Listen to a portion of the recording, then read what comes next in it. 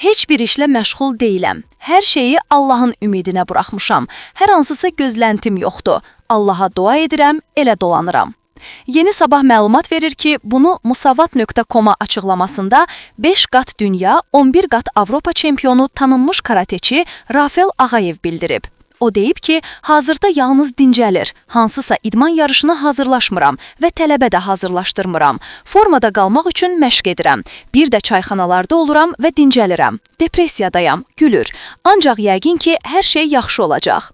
Rafael Ağayevin Azərbaycan Karate Federasiyası ilə yaşadığı gərginlik ilə bağlı açıqlaması böyük səs-küy yaradıb. O, azerisport.com saytına federasiyası ilə arasında olan problemdən danışarkən deyib ki, zədələrinə görə dərman istəyərkən sən bizi bezdirmisən cavabını alırmış. İdmançılar mənə layiq qoyanda maaşların kəsirdilər. Deyirdilər ki, baxın, Rafael çox danışır. Deyən yox idi ki, düz danışır.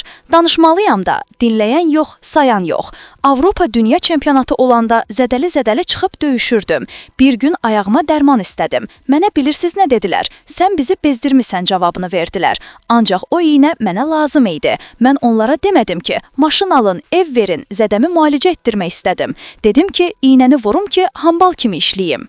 Amma Avropa oyunlarında 150 min manat, İslam oyunlarında 150 min manat, Olimpiya oyunlarında 300 min manat qazananda dedilər ki, ortaya pul qoyun, hamıya həmin puldan verəcəyik. Bəs mən hazırlaşanda hamı haradaydı?